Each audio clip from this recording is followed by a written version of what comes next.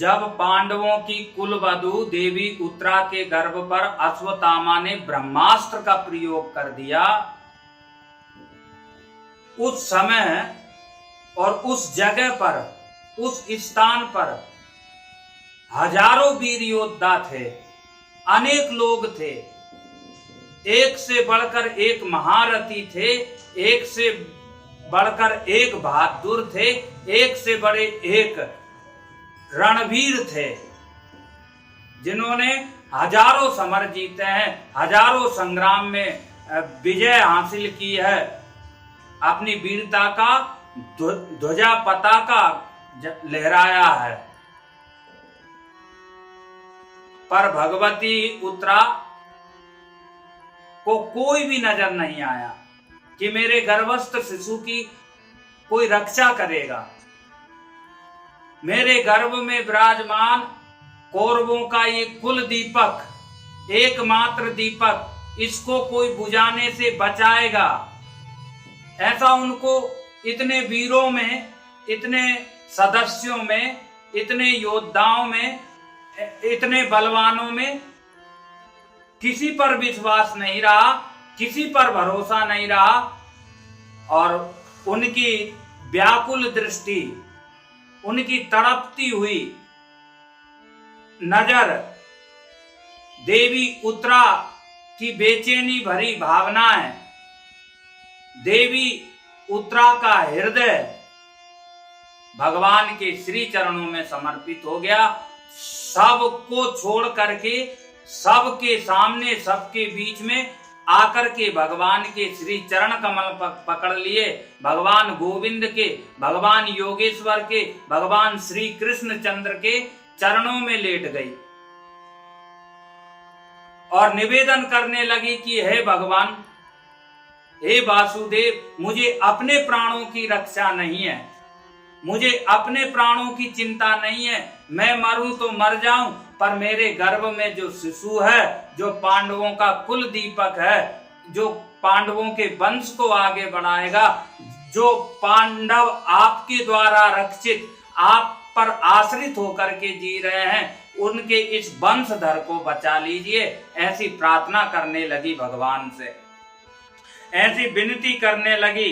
पाई पाई महायोगी देव देव जगतपते, हे जगतपति, हे देव, हे परमात्मा, हे जगन्नाथ, हे जगदीश्वर, मेरे गर्भ में जो शिशु है, इसके अस्तित्व को बचा लीजिए, इसको, इसकी रक्षा कीजिए।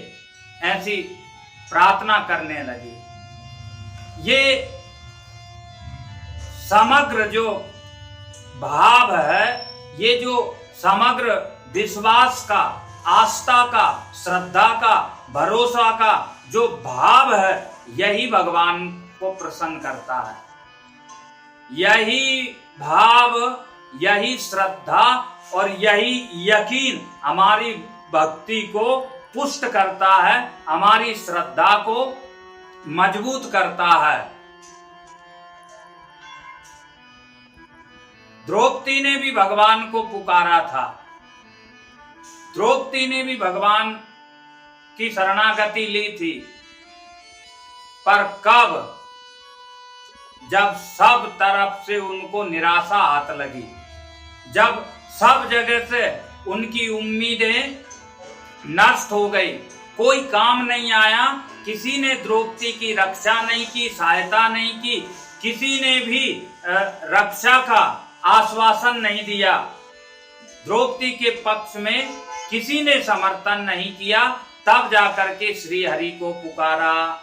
तब तक बहुत देर हो चुकी थी। ये भूल उत्तरा ने नहीं की, ये भूल देवी उत्तरा ने नहीं की, और उत्तरा ने भगवान को, सबके बीच में से भगवान को चुना, भगवान को पुकारा।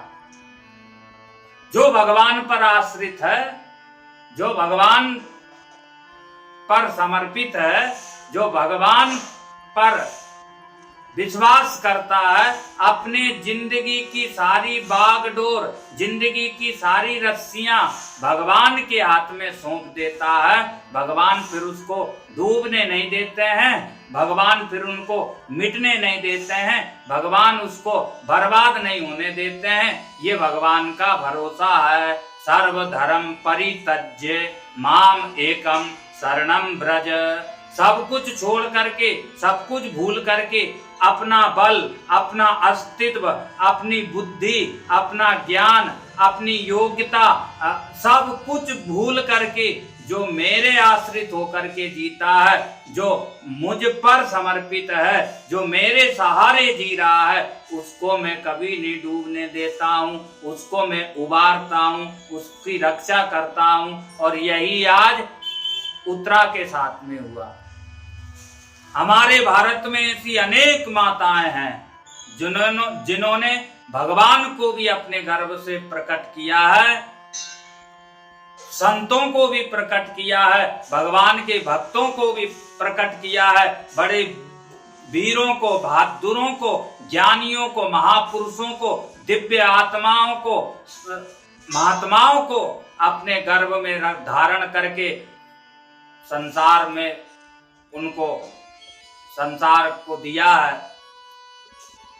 लेकिन उत्तरा ऐसी है, ये ऐसी नारी है, ऐसी देवी है कि जिन्होंने भगवान को भी अपने गर्भ में धारण कर लिया। पहले से ही परीक्षित जी तो थे ही गर्भ में, लेकिन जब अश्वत्थामा ने ब्रह्मास्त्र का प्रयोग किया परीक्षित को मारने के लिए, तो भगवान भी गतात चक्र, अपने हाथ में चक्र लेकर के भगवती उत्तरा के गर्भ में प्रवेश कर गए और उत्तरा ने भगवान को भी अपने गर्भ में धारण कर लिया। अर्थात भक्त और भगवान दोनों को अपने गर्भ में धारण कर लिया।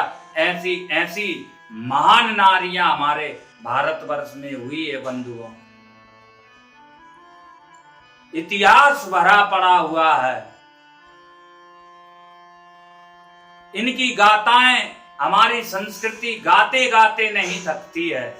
ऐसी ऐसी माताओं ने इस देश में जन्म लिया है, हमारे भारत में जन्म लिया है। इस भारत की माताएं कभी अनसुईया बन करके, कभी कौशल्या बन करके, कभी सुभद्रा बन करके, कभी झांसी की रानी बन करके, कभी अहिल्या बन करके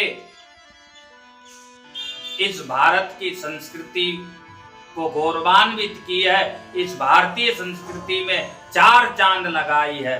ऐसी महान माताएं हैं इस देश में। और आज इस देश की माताओं बहनों का ढंग ही बदल गया, रहन सहन ही बदल गया, सोचना समझना ही बदल गया, चिंतन चरित्र ही बदल गया है।